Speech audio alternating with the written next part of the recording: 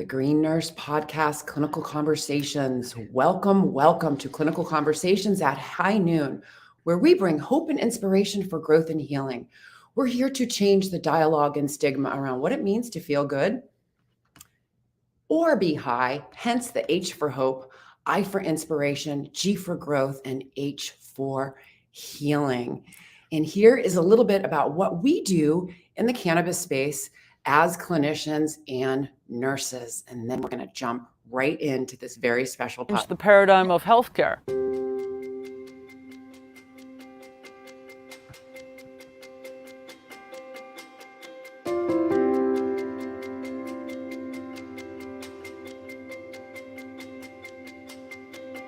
The Green Nurse is a holistic cannabis nurse that teaches on the endocannabinoid system and the safe utilization of cannabis and other progressive tools to help people reach a better quality of life. I'm the founder of Holistic Caring. We're based here in California, and we do educational programs and case management for patients on how to use cannabis therapeutically as a medicine. We're also here to decrease stigma around what it means to feel good and be high, hence the H for hope, I for inspiration, G for growth, and H for healing. As the founder of Holistic Caring, I basically oversee the whole ship. And what we're doing is progressive education. Cannabis actually supports all 11 organ systems, our immune system, and all the neurotransmitter signaling systems that give messages to tell our body to either do something or not do something. Because the plant was prohibited, it prevented health professionals, doctors and nurses from learning about cannabis as medicine. I want to change the paradigm of healthcare and us paving the way into a new vanguard of medicine. It's about education, it's about empowerment, it's about teaching people how to feel good, bridging the gap from what they're not getting from traditional medicine, utilizing different plant medicines, adaptogens, tips, tricks, hugs, and nugs of information to support and nourish the most important system in our body. It's a lot of soul work, a lot of love, a lot of discipline, and meditation. I'm using my life work as a testimony to others to learn how they can be their own hero and then go help heal the world. And we are, as nurses, the game changers.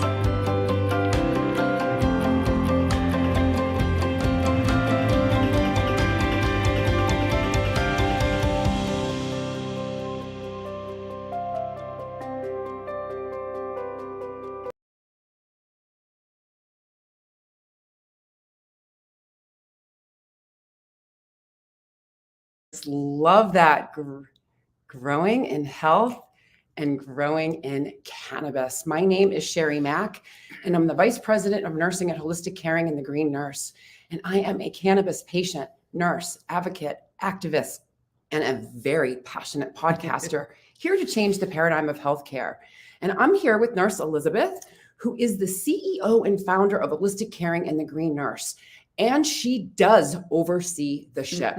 So Elizabeth, tell our audience about the 4 Ds and the 4 Ps and our solution, and then we're going to jump into this very special podcast. Sure, Nurse Sherry. It's a privilege to be here with you today. And, we built this ecosystem of, coaching and programs and vetted products to solve the barriers that are out there for patients, right? And so what are they?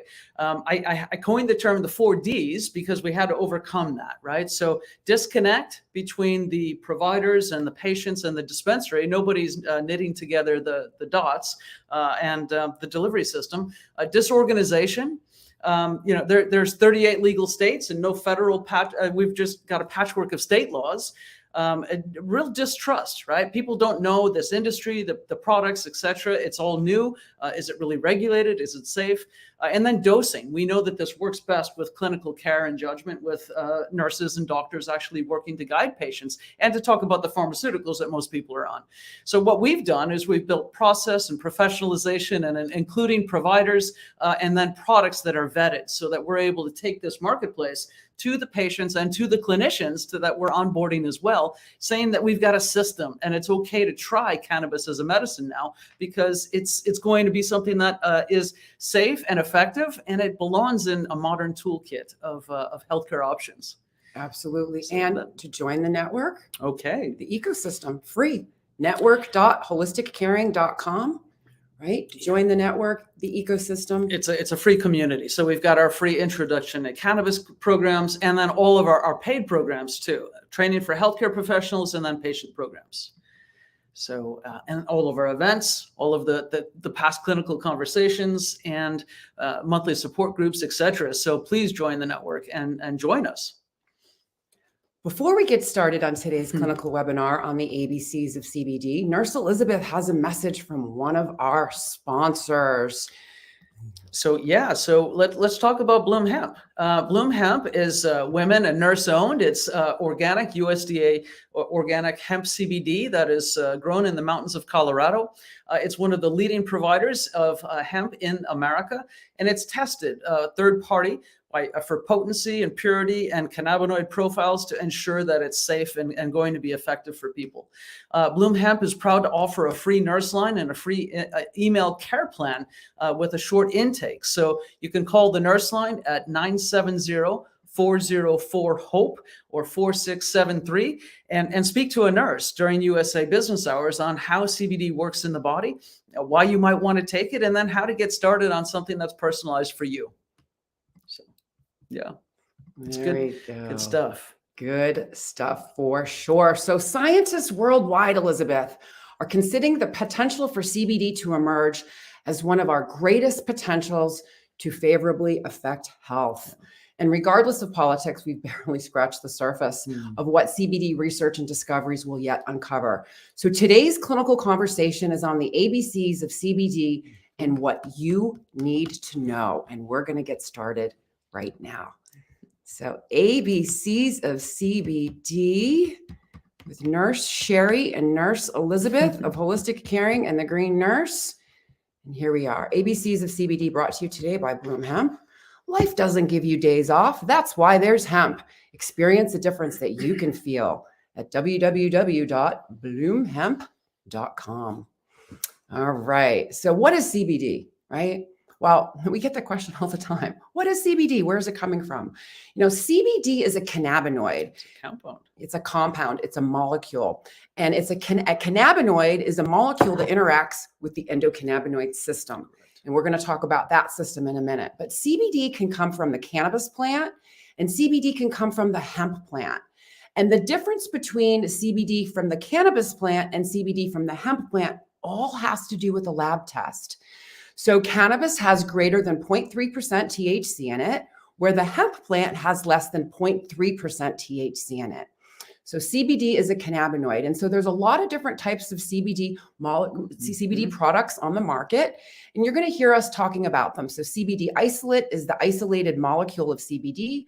You'll hear us talk about broad spectrum CBD, whole plant 0 THC. You'll hear us talk about full spectrum CBD, whole plant with a trace amount of THC. And what's important here to understand is CBD has been around for 20 years. The United States government has a patent on it, 6630507. In 2003, the United States government took out a patent on CBD and cannabinoids and found them, cannabinoids, as antioxidants and neuroprotectants.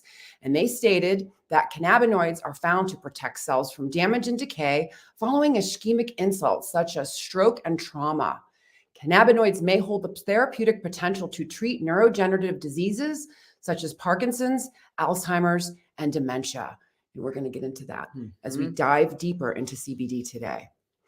So cannabinoids, what is a cannabinoid? So we said CBD is a cannabinoid that interacts with the endocannabinoid system. So cannabinoids are molecules that not only interact with the endocannabinoid system, but also the endocannabinoid dome, which we're also going to go over in detail. So according to the Merriam-Webster dictionary, right, I have to bring in the dictionary definition to be appropriate. It states that a cannabinoid is any naturally occurring biologically active chemical constituent such as cannabidiol, or hemp or cannabis, including some such as THC that possess psychoactive properties. It's a substance that is structurally or functionally similar to cannabinoids derived from hemp or cannabis. Cannabinoid is any of several substances, such as anandamide naturally produced within the body, the endocannabinoids, which we're going to talk about, and a substance that is synthetically produced to mimic the effects of natural cannabinoids. And this was taken directly from the Merriam-Webster dictionary. Good old Merriam-Webster. Yeah. Yeah.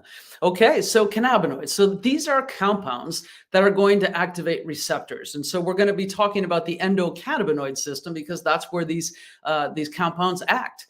So these cannabinoids can come in three different types: the endocannabinoids that we make endogenously, and they go by the anandamide and 2-AG.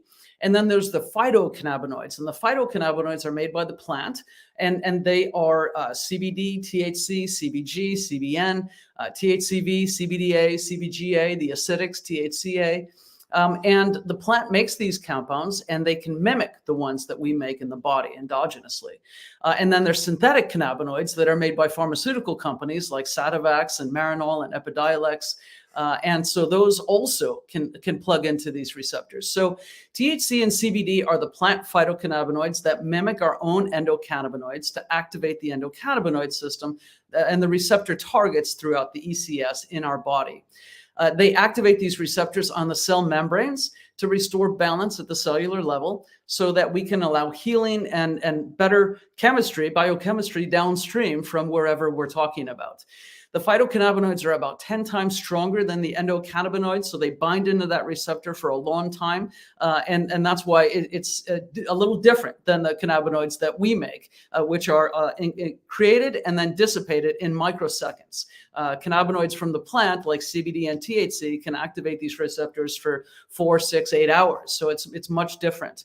And so this little drawing here, if you want to show it on the graph, THC is what the plant makes, anandamide is what we make, and both of them plug right into that CB1 receptor, which we'll talk about in the next slide.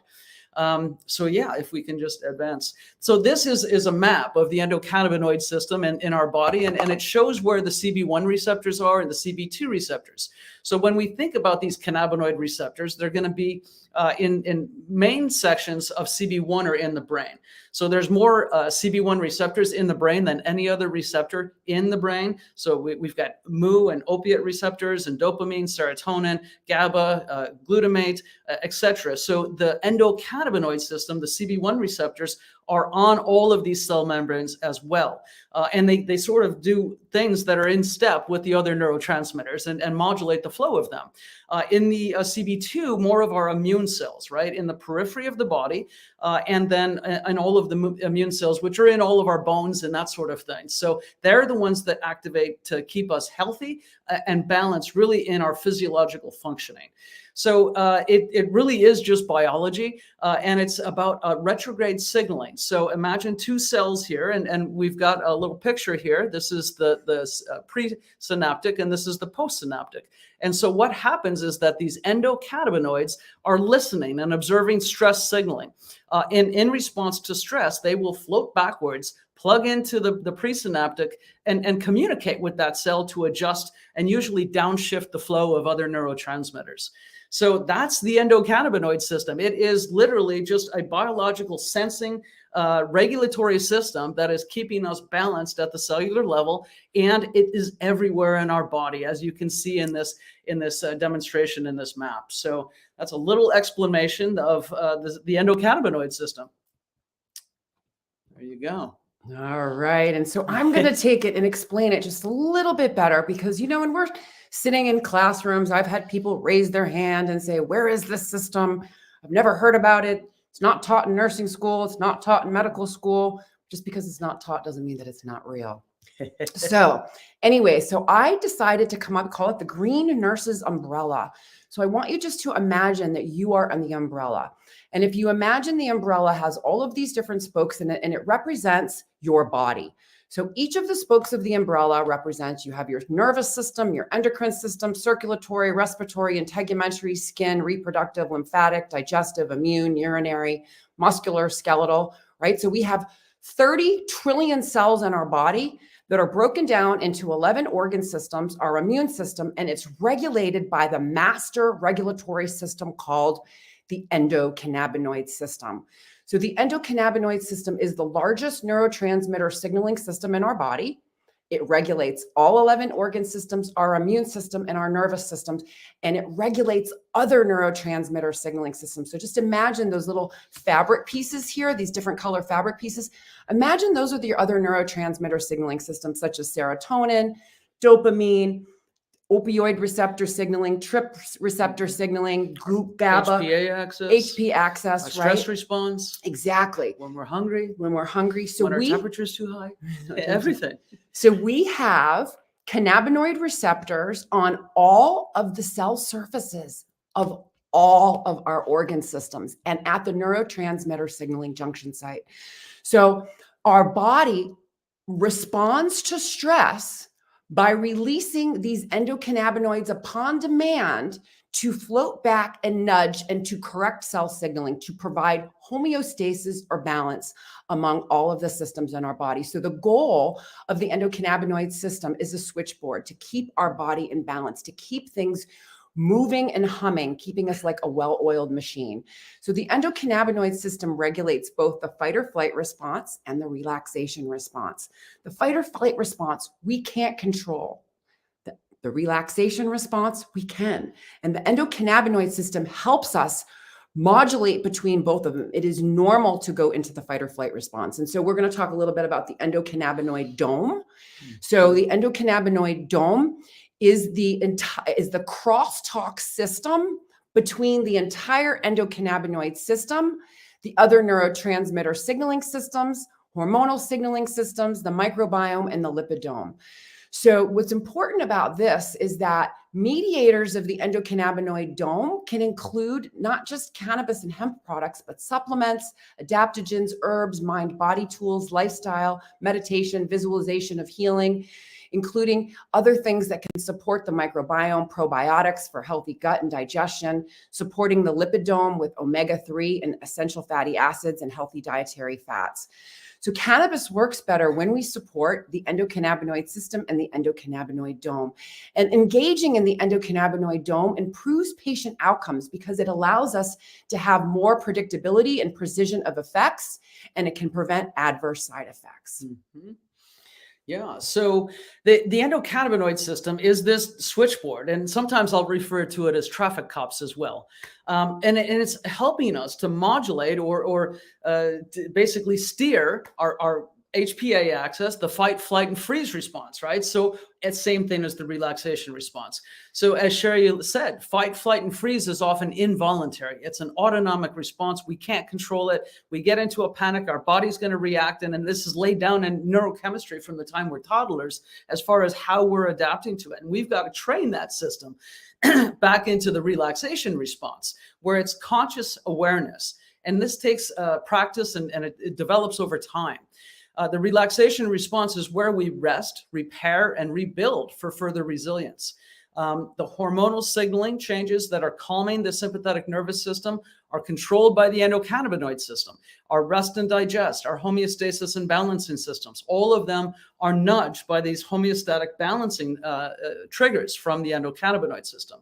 And so we can stimulate the relaxation response with cannabis to downshift those receptors, those CB1 receptors in the brain, in the amygdala, and the hippocampus. Just, oh, you're not stressed as much as you think you are. So just take a breath and it's all going to be fine. And then the mind-body induced, really take a breath and it's going to be fine. You don't need any cannabis just to take some deep breaths and get yourself into the relaxation response. And then doing both combined, right? And that is really the key and what we introduce patients to because they need help. They need a toolkit to be able to move forward. And when we don't have these toolkits, we get something called an endocannabinoid deficiency. And this is just what happens in modern life as we're aging, as we're getting older. We have genetics. We may have different precursors in our body for specific things, autoimmune conditions, etc. But really, it's poor diet. It's our fast living. It's not relaxing. It's not spending time exercising, eating, some of the fast foods, fried foods, fake foods, Artificial flavors, artificial colorings, trans fat, hydrogenated oils, and high fructose corn syrup, which leads to obesity. And then that can trigger pain and pain signaling, and then poor sleep and insomnia, and that can cause chronic stress and trauma. people that are smoking cigarettes, drinking alcohol excessively, and then polypharmacy. When we're taking these pharmaceutical pills, they're not necessarily benign, right? You need to take them for short periods of time, know what they're doing, and then stop taking them, because long term, they change things in your body, and they'll change the way that your body's responding, and the signaling gets erroneous. And that's even more why we need to upregulate this endocannabinoid system, so it'll bring us back into balance. And then, who's getting enough social interactions and touch and laughter? Not many people nowadays, right? And so this, again, is another depiction. But when the three components are working well, the enzymes that are making the endocannabinoids themselves, and the receptor targets are all in balance, then we work well. When we're not in balance, messages don't get relayed and the body malfunctions, hindering our ability to adapt to outside stressors. Here we go. So activating the endocannabinoid system and the endocannabinoid dome, right? How do we get people from in crisis, I can't survive this, into thriving? I've got this, right?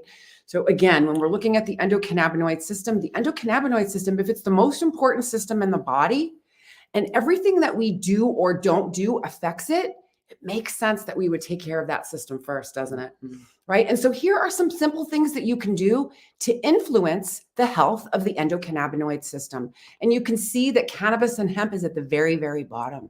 So food is medicine, whole foods, adaptogens, supplements and herbs, regular exercise, motion is the lotion, meditation, prayer, breath work, mind-body medicine, vagus nerve stimulation stimulates the relaxation response, massage and therapeutic touch, acupuncture, chiropractic care, essential oils, aromatherapy, energy work, Reiki, reconnective healing, sound healing, chanting, music, drumming, eliminating alcohol and quitting smoking, restorative sleep and rest, social connections, laughter and play, and cannabis and hemp products. So the relaxation response cultivates an opportunity for the body to heal, right? Rest and digest. And cannabis and hemp, oftentimes we'll have patients that come to us that have said, I've tried all of these things. The top ones. all of these things, and nothing works. Yeah. And when I hear that from a patient, I say, you know what? You haven't tried cannabis and hemp. Let's give cannabis and hemp CBD a little nudge to waken up and open up those receptors and see if these things can start to work again. Well, yeah. And if you use the cannabinoids to nudge our system back into balance, then these other things they sit in much better, right? Pharmaceuticals work much better, and we'll get to that. Everything works much better with cannabinoids.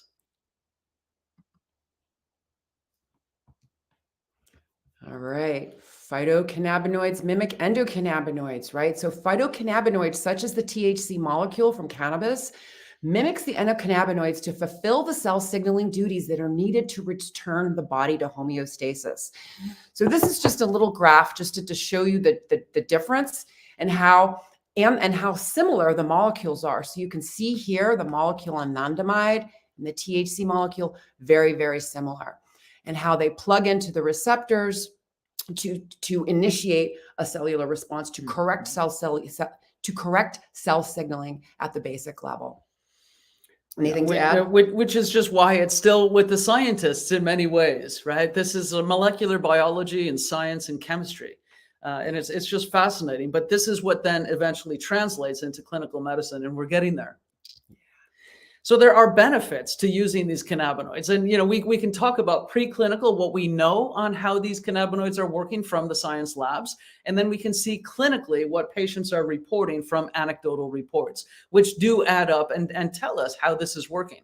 So we take the preclinical and the anecdotal reports and blend them. And then we can have some predictions on what we think might happen as you start medicating and supplementing with these cannabinoids. So on the physical side, it can balance the nervous and the immune systems, and then the stress response, that HPA axis, how we're being able to rest and restore and get our resilience back. And then some on the physical pain, neuropathy, especially for some cancer patients, CBD is very effective for that. Muscle tension, some of that pain, that angst that we're carrying on our shoulders, inflammation, as well as stress that we're carrying on the emotional sides. increasing mobility by reducing pain. We need to be moving. That's what keeps us healthy, right? We'll talk about that. And then increasing energy by reducing pain. And when we're able to stay active and keep moving, we have energy. When we don't move around, then we tend to get a little stagnant and don't feel as strong. On the mental side, we need to improve quality of sleep first, right? We get people sleeping, then they're going to be much more relaxed and calm, have that better center of and feeling of well-being. So decreasing fatigue, anxiety, isolation, and then improving energy, and then building resilience and resistance to stress. Feeling more empowered, feeling more like you have agency and you're able to keep going. So this cultivates an opportunity for the body then to heal when we're working on the mind-body with the cannabinoid assist. Cannabinoid resist. And one of my favorite words is pleiotropic. Oh, I love pleiotropic. Pleiotropic. So, when you think about the umbrella and you think of mind, body, spirit, biopsychosocial, spiritual healing, I want you to think of cannabinoids as a blanket that's going to come and cover you. Right? Yeah. In effect, multiple different physiological systems all at the exact same time. Yeah, and think about when you take CBD internally in a tincture and capsules and that sort of thing, those compounds float throughout the bloodstream all over. Once they pass through the liver, then they can activate things. I've had 3 shoulder surgeries, the inflammation here, some of the stress in my mind, some of the GERD in my stomach, all at the same time, because we've got CBD in the systemic circulation, looking for where to plug in and find where to balance. Right. So here we go. We're going to talk about plant phytocannabinoids interacting with the endocannabinoid system receptors. And so we're going to talk about these there's a lot of different cannabinoids that exist. About 500.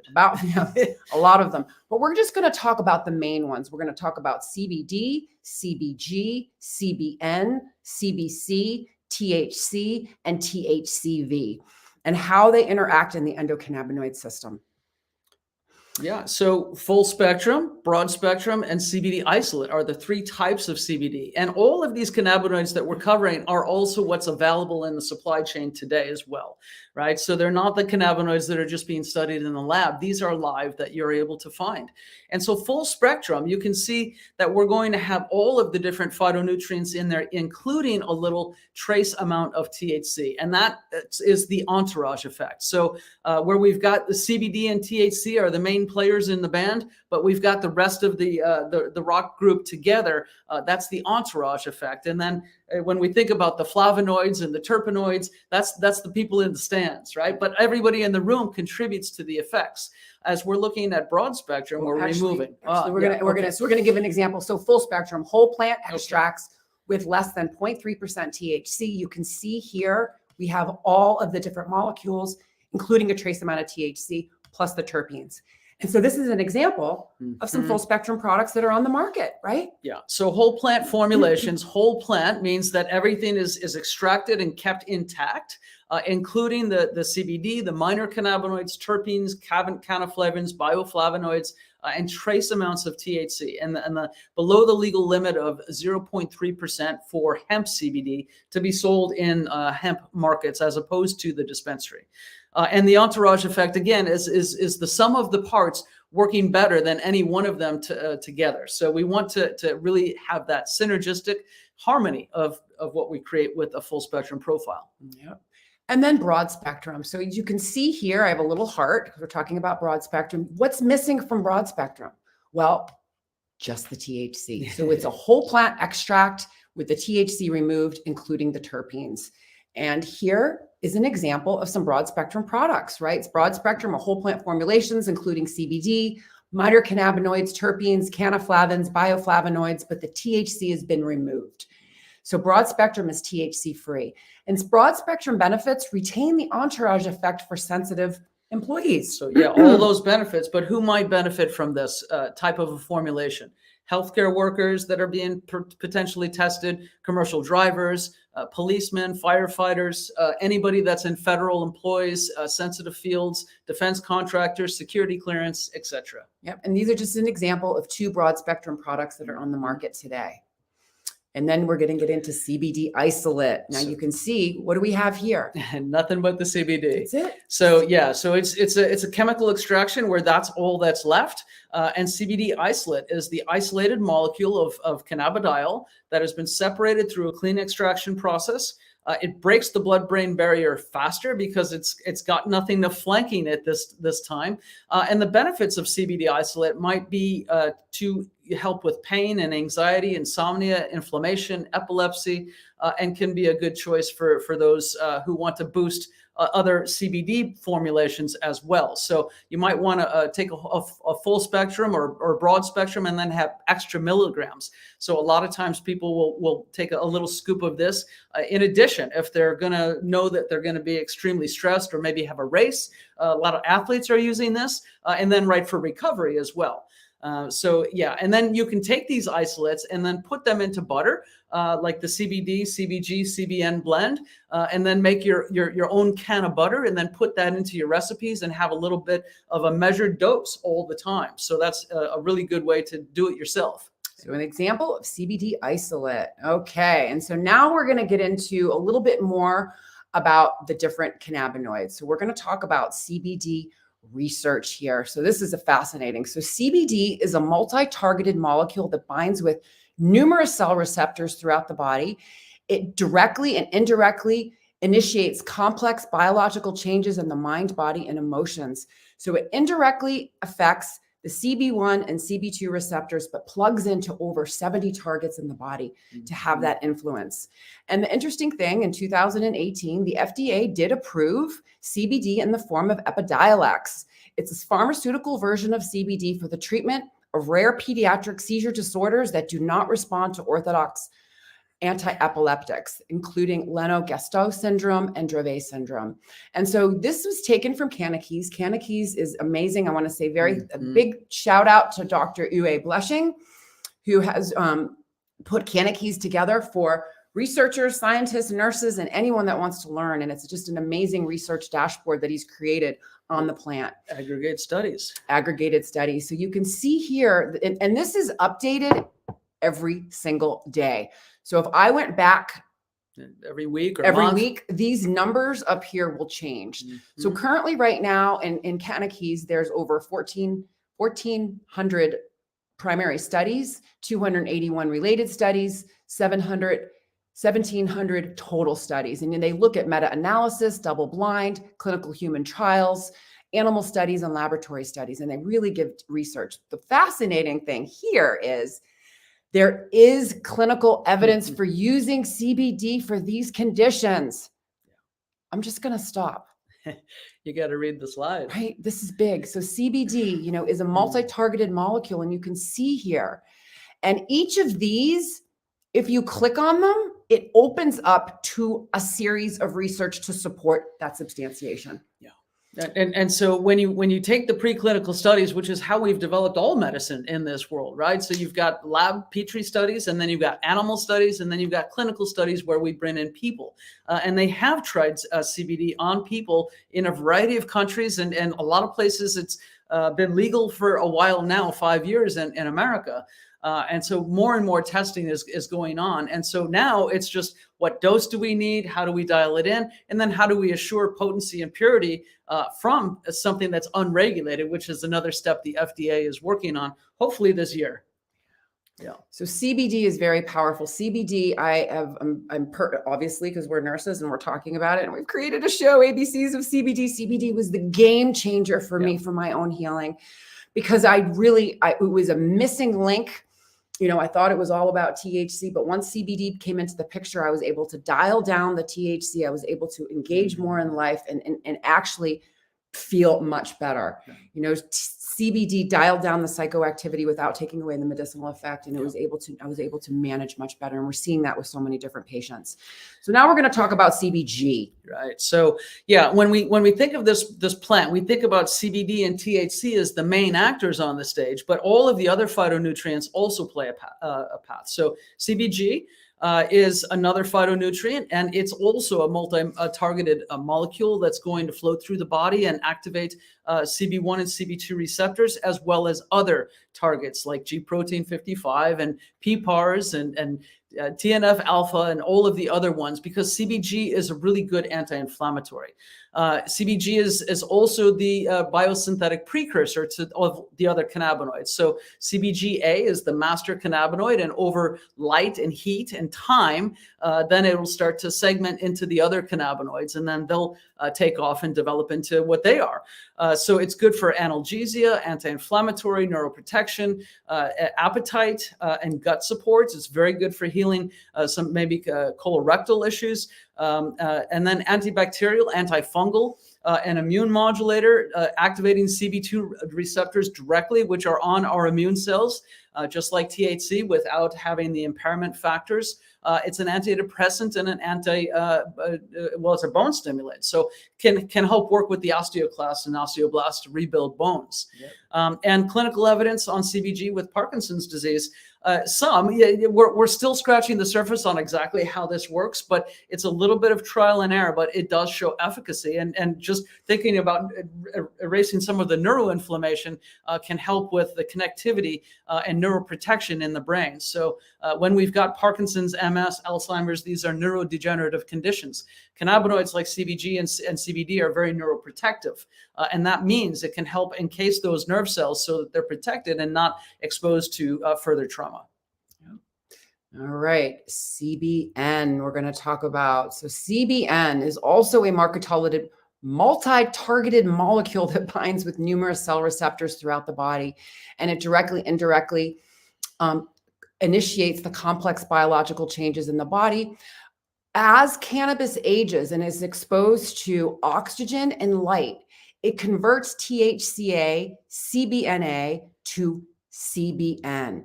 And so CBN benefits have been an analgesic, antibacterial, anticonvulsant, anti-inflammatory, neuroprotectant, anti-insomnia, and can be an appetite stimulant.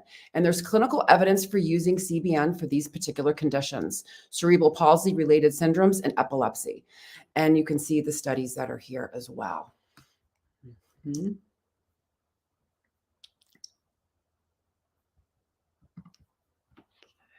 CBN, and now we're going to talk about CBC. So CBC, cannabichromine. So, yeah, and CBC is, again, another cannabinoid. It's a minor cannabinoid. It's not found in very high concentrations. There's a few products that have some good potency of it. But CBC is good for analgesia, antibacteria, anti-cancer. It's really being studied for those measures. Antidepressant, anti-epileptic, anti-inflammatory, neuroprotective, and again, working together with CBN, CBG, and CBD especially as that anti-cancer patrol. So CBC is a CB2 agonist, and we love that because CB2 agonism really helps work with the immune system, and it doesn't impact psychoactivity. Patients they have a really good response. And CBC and can be a little bit energizing. Mm-hmm. So some patients might want to take this in the morning. Yeah. So CBC. And then now we're going to get to the favorite, THC. Okay. Mm-hmm. So THC is a big one, is a multi-targeted molecule that binds with numerous cell receptors, CB1 and CB2 in particular, and does have biological complex changes in the mind, body, and spirit. So you can see here, there is clinical evidence in using THC for all of these conditions, right? Take a look here. Acute pain, adverse effects. Well, THC is mainly for pain, for sleep, for appetite, when we think about it, and really stimulating the receptors directly. So very small amounts are needed. Direct agonist at CB1, CB2 to really nudge this system and replicate anandamide and 2-AG to rescue our body so it can get back into homeostasis. And then THCV. THCV is a newer phytocannabinoid that's a minor. It belongs to the THC group. Activation of CB1 is a little bit different. It's more of an antagonist. An antagonist, so THC on CB1 is going to make us hungry. THCV on CB1 is going to turn the other way and make us not hungry. It's really amazing, the pharmacology on how these work in the body. But being a CB1 antagonist, it's going to help us have focused energy, be able to not be hungry, and cognition, depression, metabolism. It's going to be really good for obesity and diabetes and weight loss, and it can improve insulin sensitivity. So folks that are struggling with diabetes or pre-diabetes, your A1C is up, trying some THCV high potency products or CBD THCV, you really can't buy it very well direct, but CBD and THCV is supporting each other in a better formulation anyway. So that's what we're going to want to try in a first-hand approach with people that have some metabolic issues before the metformin. Let's get you on some THCV and walking. Right? Yeah. All right. And now we're going to talk about terpenes. So we just covered some of the major cannabinoids, and then we're going to talk about what terpenes are. So terpenes are organic compounds that produce specific smells, tastes, and they're found in cannabis, essential oils, plants, trees, and foods. In cannabis, the terpenes help ward off attacks from animals, insects, and fungus during the growth cycle of the plant. And when the cannabis plant goes through the curation process, the terpenes become oxidized by the air, resulting in what we know as terpenoids. And so terpenes are simple hydrocarbons, whereas terpenoids are a modified family of terpenes with various functional groups and an oxidized methyl group, depending on the number of carbon units. So terpenoids are classified as monoterpenes, sesquiterpenes, diterpenes, and sequestrin terpenes. Yeah, depending on how many carbon units. How many carbon units? Yeah. So terpenes in general contribute to the entourage effect, and they have their own healing properties. Again, the entourage effect suggests that utilizing all of the cannabinoids and the terpenes together provide a more potent medicinal effect and their gains. And so the whole of the plant is generally greater than its individual parts. And so we're going to talk about some of these terpenes. Yeah. And so, the first three that we focus on are some of the ones that are more calming, right? So beta-caryophyllene is a sesquiterpene that binds with CB2 directly, and the TRPV1 receptor as well as PPAR. So these can really activate immune, anti-inflammatory, and some anti-anxiety, and also healing for our tumor cells, right? Beta-caryophyllene is really good for an anti-cancer approach. Its scent is spicy and peppery with solid, warm, woody aromas and an undertone of citrus. Beta-caryophyllene is commonly found in cannabis, especially after decarboxylation, and maybe gastroprotective, analgesic, anti-carcinogenic, antifungal, antibacterial, anti-inflammatory, anxiolytic, and anti-epileptic, as well as being neuroprotective. The other sources that you can find beta-caryophyllene is hops, cloves, and black pepper. Myrcene is another one that can be calming and relaxing. It's a monoterpene that tastes like mango. Myrcene makes THC more biologically available by increasing the saturation level and speed at CB1, which may boost some of THC's properties. Higher concentrations of beta-myrcene in cannabis tend to produce feelings of heavy, deep relaxation and what some people might refer to as couch lock. And the other potential properties of myrcene are analgesia and anti-inflammatory, anxiolytic, and sleep-inducing effects. You can find myrcene also in mangoes, thyme, cardamom, and lemongrass. And finally, linalool is the other terpene that is a monoterpene. It's floral, lavender-like with a scent of spiciness. There are good potential health benefits because it also acts on multiple receptors and biochemical pathways. Linalool is also anxiolytic, neuroprotective, antidepressant, anti-anxiety, antihypertensive, analgesic, and anticonvulsant properties. A lot of times these three are used together with a CBD, CBG, CBN formulation that is going to be very good for neurological and immune and sedating properties. Get people to sleep. All right. And now we get into the more stimulating terpenes, right? So the most common terpenes. So pinene is a monoterpene that is the most encountered in nature with a pine-like woody scent.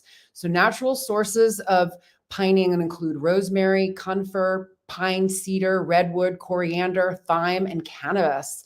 Pinene exhibits an anti-inflammatory, antioxidant, antiviral, antibacterial, analgesic, and bronchodilatory.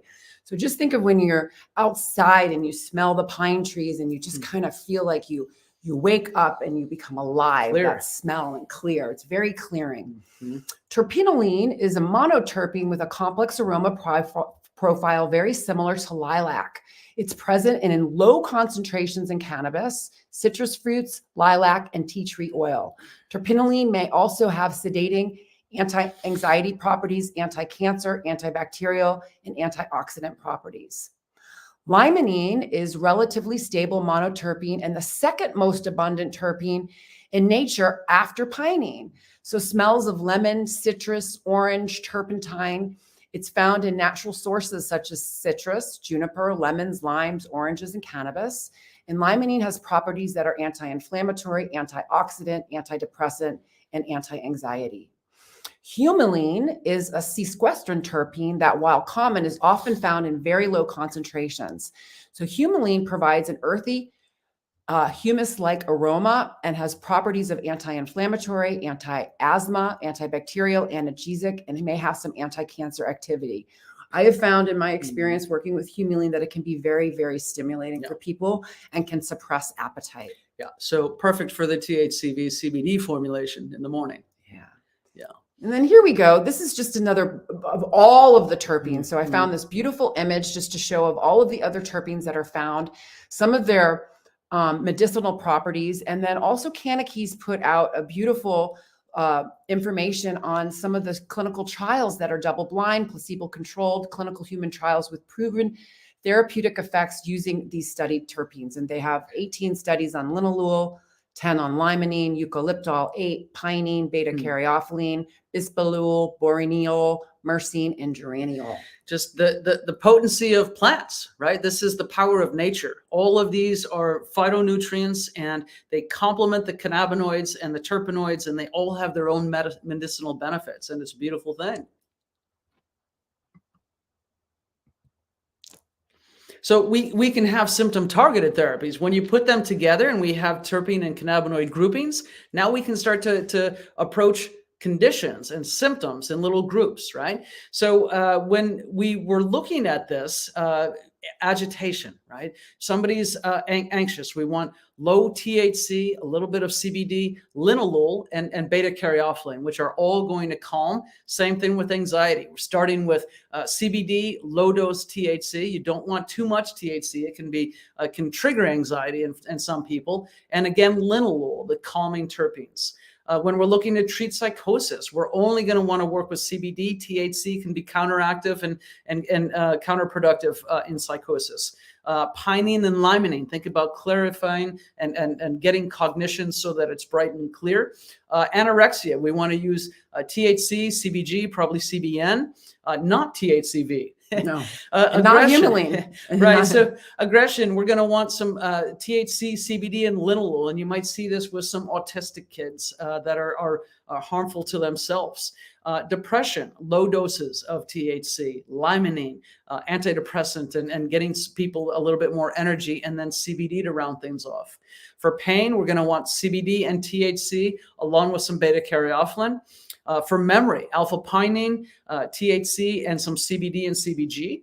Neuroprotection, CBD, THC, CBG, and THCV, keeping those nerve cells intact and alive and healthy, and reducing beta amyloid plaques when dementia is forming in the brain. THC first, because it activates those CB2 receptors to clean up those macrophages, to get those glial cells to really clean that stuff up and get the brain healthy and functioning again, along with the other entourage effects. There we go. So safety and dosing. So when we're, as nurses, it's really about safe consumption. We're guides, we're coaches, we're problem solvers. And so when we're teaching about cannabis as medicine, it's really important that we teach about safety and dosing. And the goal of taking cannabis is to take the lowest dose to get the therapeutic response below the threshold of being impaired. And so finding the Goldilocks dose is your sweet spot, right? And it's going to be different for everyone. So we teach to start low and go slow, microdosing to mimic endocannabinoid system signaling. Remember, the endocannabinoid system is going on and off all day long. And so you don't want to be taking big, giant blasts of cannabinoids. You want to do it little, microdosing, just like you don't eat a whole pizza, you have a piece of pizza. You don't have a whole pot of coffee, you have a piece of a cup of coffee. Right? You don't have a whole chocolate cake, you have a slice of cake. Mm. So very similar. You want to take a little bit. Breakfast, lunch, dinner, bedtime, and as needed. And so choose your primary formulations. And we talk about chemotypes. So CBD-rich formulations in the daytime, chemotype 3, THC-rich formulations in the evening, or as needed, chemotype 1, and then the 1-to-1 ratios of CBD to THC, chemotype 2, and stacking to keep keeping cost low, tolerance low, and combining different products using a topical, a tincture, a capsule, or a gummy, or even inhalation in small amounts. Toolkit, yeah. And safety with other pharmaceuticals. We have to be careful with the CYP450 enzyme. So any drugs that interact with grapefruit, we suggest that people take their pharmaceutical first, wait an hour, and then take the cannabis formulation. Journal, track your results, talk to your provider, and call us. And we're going to talk a little bit more about chemotypes really quickly here. This is one of my favorite slides. Go for it. And the reason why I want to bring this up is because we're trying to get away from strains, right? And so chemotypes, cannabis chemotypes refer to the amount of the primary psychoactive cannabis constituent, THC, right? How much THC is in there? The amount of the non-psychoactive cannabis constituent, CBD, and what is the ratio? So we look at chemotype ratios 1, 2, and 3. And I'm going to start with 3, 2, 1, right? Chemotype 3 is for me. Chemotype 3 is there is more CBD than THC in that product. There is less than 3% THC in chemotype 3. And full spectrum products, they're non-impairing, they're very safe to start. It promotes the relaxation response. It's available in all 50 states. Example is Bloom Hemp.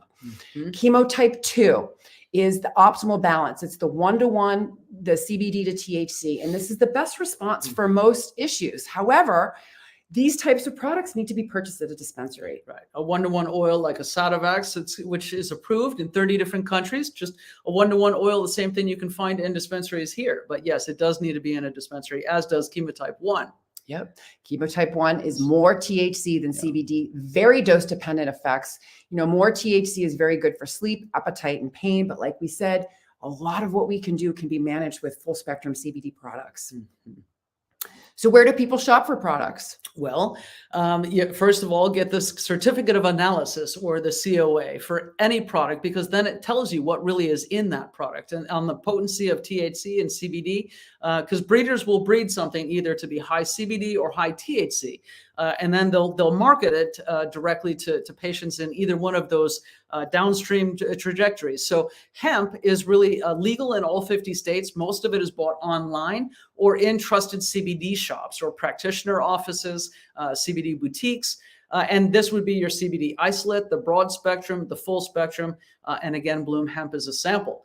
High CBD is cannabis products, which is chemotype 2. So 1-to-1, that's going to be in a dispensary. You can also go into the caregiver market. So some states still have a medical the medical states still allow for caregivers to be able to grow and distribute some of their products into the patient community, and then do it yourself. You're able to grow your own plants. So perhaps you can grow your own Harlequin strains, which is more like a 1-to-1. And then high THC, again, in the dispensary, in the licensed supply chain, you're going to want to make sure that that potency is something that you're going to want to try, right? Don't just go for high potency THC. 35% is not necessarily what novices need to be trying. Something like 15% is going to be a better first try for you on the THC potency. And really just there's so much to explore, but start low, go slow. And then there's a lot of different product mixes, right? So as we're looking topicals and tinctures and capsules and edibles. And topicals in itself, lotions, creams, balms, salves, roll-ons, right? Tinctures, oils, drops, sublingual. We have edibles, we've got capsules, gummies, candies, drinks, the sublingual strips. Then we have transdermal patches, suppositories, inhalation, flowers, oils, concentrates. So there's so many different ways to consume cannabis. And this is why we talk about stacking, because stacking is really the art of using all of them together, but in very small amounts. So you're not building tolerance on any one route. and they're synergizing and working together. So just like the cannabinoids and the terpenes play nice together, it's good to take a capsule for your long-acting, long-term, because it has a different pharmacokinetics or how long it lasts in the body. And then the tincture is episodic dosing every few hours so that you're able to modulate whatever you have going on. And then topicals just as needed when you've got surface area tension and pain and you want to lessen the inflammation and some of that pain signaling directly on a local level. So there's flexibility, and the bud tenders in the dispensaries can walk you through a lot of these. Yeah, love the skin you're in. Your skin is your largest organ, and it's great. Topicals are a really good start to cannabis as medicine. So dosing protocols for medical cannabis for patients with chronic pain. So, I did a lecture. We taught at Point Loma a couple of times. And in my lecture, they wanted to know, are there dosing protocols that exist? Is there research on this? And there is actually. So dosing protocols for medical cannabis with patients with chronic pain. And what they recommend is you starting off with what? CBD, right? You start off with CBD, and they're very conservative. So this is the part I want you to understand. So it says they start off with 5 milligrams of CBD twice a day. This is the model that they use, and it's all about titrating up every couple of days and then folding in THC later. Right?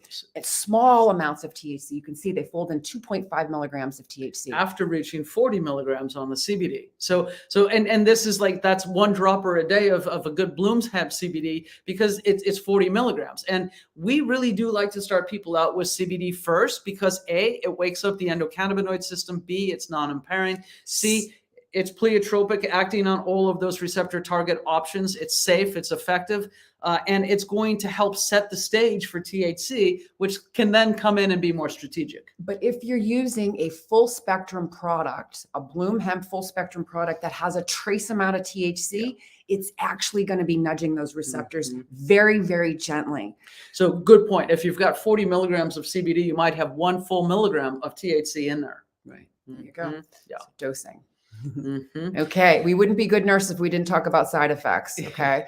Really, really important. It's important to know that I have not seen side effects because we've been working with patients. We help people clinically approach this, right? And so it is dosing parameters. Dosing controls everything, which was why we say dose dependent. And this is also biphasic, which means that a low dose and a high dose can do opposite things. Low doses can be stimulating and energizing of all of the cannabinoids. High doses is more sedating of all of the cannabinoids. Yep. So generally overall, pharmaceutical interactions should be monitored with CBD dosing over 100 milligrams a day. We generally I have not seen very many side effects, and that includes with THC as well. THC dosing over 20 milligrams a day, you should be careful. So, side effects do happen. Adverse effects do happen, but they can be mitigated with dosing and with timing in particular. Yeah. And divided dosing. I just want to also add, so 100 milligrams a day, that should be in 2 to 3 doses. Yeah. Same thing with 20 milligrams of THC. You would never 5, and 5 yeah. is the way always that you dose. In divided doses. Yeah, so when correct. We're talking about, we want to mimic endocannabinoid system signaling. One of the things I want to talk about too is the side effects versus the effect. Okay, so whole plant, and also whole plant formulations and microdosing, working with cannabis clinicians decreases the potential for side effects. But some of the side effects are actually the effects that some patients are looking for. So think about the patient that's drooling. They welcome dry mouth, right? The patients that have ALS. Patients with glaucoma welcome the red eyes because it shows that their vessels are dilating and decreasing the pressure. The patients that have nausea or cachexia or difficulty eating, welcome the munchies and welcome the increased appetite. And those patients that have issues with insomnia, PTSD, or hypervigilance, they welcome being drowsy, sleepy, and forgetful. And those patients that are depressed welcome the euphoria. It's good to smile again. It's okay to feel for good. Sure. Yeah. And even these, are sporadic, right? The side effects, as you build up tolerance, they diminish, right? So that's the other important point to make.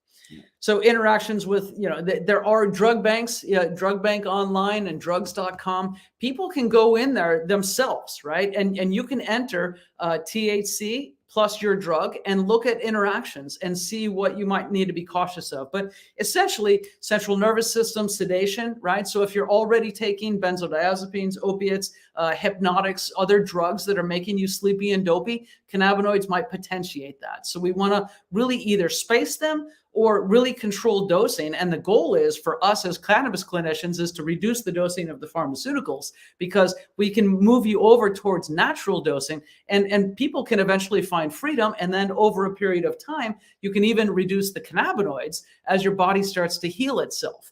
And we work with people on a long-term strategy and a short-term strategy. What do we need to do for this week and this month? And then what can we look forward to maybe by the end of the year? Yes, absolutely. Okay, and shopping for safe CBD, right? Green Nurse approved. You have vetted it. That's it. We have been vetting CBD for a very, very long time. And so we want to make sure that, the CBD is from cannabis or flowering strains of hemp. We want to make sure that there's transparency of the company, website functionality, address, email, phone number, customer service and support. Do they have good manufacturing product practices, certified? Are they organic? Lab tested for purity, potency, and contaminants. Are the labels accurate with potency and serving size?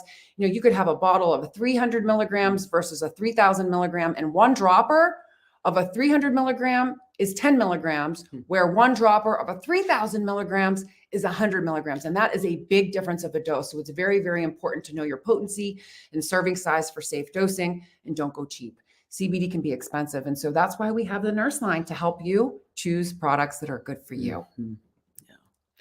So in conclusion, we have an invitation, right? We all have an endocannabinoid system, not because of the cannabis plant, but because we make molecules in our own body very similar to the plant that interact with this endocannabinoid system. Everything we do or don't do affects the endocannabinoid system, how we live our lives. So we educate on the therapies that support the endocannabinoid system and mitigate the side effects of those therapies that may cause an endocannabinoid deficiency, right? The pills and the procedures and some of the lifestyle things that are not in your best interest. And we'll talk about that. Caring for the endocannabinoid system, the largest, most important system in the body, helps regulate all of the other systems and getting them in line. And then putting its health first is really what we do with the holistic tools and phytocannabinoids to keep it healthy and strong. And clinicians have a responsibility to learn about the endocannabinoid system and how it mitigates all of the other things and modulates the other systems, because the endocannabinoid system is real, and patients need to be able to discuss this with their providers and talk about root cause healing rather than just putting Band-Aids on year after year after year. So regardless of belief in cannabis therapeutics, the endocannabinoid system can be modulated in lifestyle modalities and really helping take care of yourself in nutrition, connection, movement, and rest, really focusing on those. And modulating the endocannabinoid system may hold therapeutic potential for all human diseases. That was said by Paul Picard in the 2003 patent filing from the US government at the NIH. And, it really is true. When we think about the pleiotropic nature of cannabinoids, it's not snake oil. It's going into the systemic circulation, adjusting and fine-tuning throughout our entire body, and being able to relieve multiple symptoms at once. So cannabis is not the end all be all. There you go. It is a tool in the toolbox, acting as a pleiotropic workhorse, interfacing with multiple physiological systems at the same time. As nurses, we teach harm reduction, education for safe consumption, and the holistic tools to properly care for the endocannabinoid system and the endocannabinoid dome. Join us, try some great CBD, spread the news, and help us change the world. We have an ecosystem. Again, Elizabeth, let's plug ourselves. All right. So Holistic Caring and the Green Nurse. Yeah, we both started in 2015. We're not new. We've been doing this for a long time. And we built this structure and framework to hold all of the products and services that patients need to be successful in this new paradigm of healthcare, on having these holistic and cannabinoid option as part of their toolkit. So our network has programs for patients and providers. It's run by other nurses and our pharmacist for CBD education and lifestyle support. So go to network support.holisticcaring.com, and you can join for free. There's a free introduction to cannabis course, so you can just go right in there once you get in, and then a free patient portal, so you can communicate and chat with your peers that are also using cannabinoids. And hey, what you doing? And then there's a free 7-page medical cannabis guide on our website. So holisticcaring.com, go to the resources tab, and you'll be able to sign up for the newsletter and download that right away. We have the free monthly clinical conversations, which is, really where we break down a condition and say, here's what's going on in your body with cancer. Here's conventional care and how they treat it. And here's how cannabinoids might be able to be stacked on top, and the research and the protocols that you need to get started, along with our nurse lines, our free care plans, etc. So we have everything you need in that network. Yes. And then follow us on our socials. We have a ton of socials. Bloom Hemp website, Holistic Caring website. We've got blogs on Bloom Hemp. We've got blogs on Holistic Caring.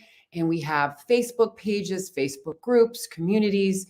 Truly a ton of education to educate and empower you all to make choices. We're trying to reach out all over the world. So if you see something you like, share it, please, and tell somebody else, because everybody needs to hear that hemp CBD and other phytonutrients may be a game changer for them too, just like it was for us. It was. And we hope you enjoyed the ABCs of CBD with Nurse Sherry and Nurse Elizabeth at Holistic Caring and the Green Nurse. And remember what it's all about. It is about living your best life and helping others do the same. Thank you for joining us.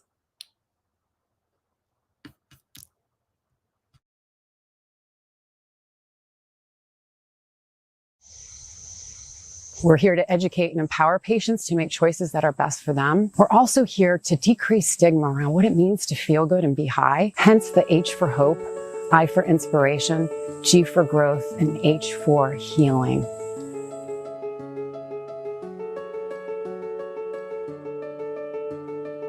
The Green Nurse is a holistic cannabis nurse that teaches on the endocannabinoid system and the safe utilization of cannabis and other progressive tools to help people reach a better quality of life. I was cannabis agnostic for many, many years. And the more research I did, the more I discovered that cannabis is this amazing medicine. I was told that I had a 4-stage pancreatic cancer. The doctor really told me he couldn't do anything else. He gave me her name and she called me and she came to my house. She started to give me cannabis. My oncologist was puzzled because he couldn't find the cancer anymore. All of the learning that we get comes from the Green Nurses Group, comes from their support, comes from their guidance.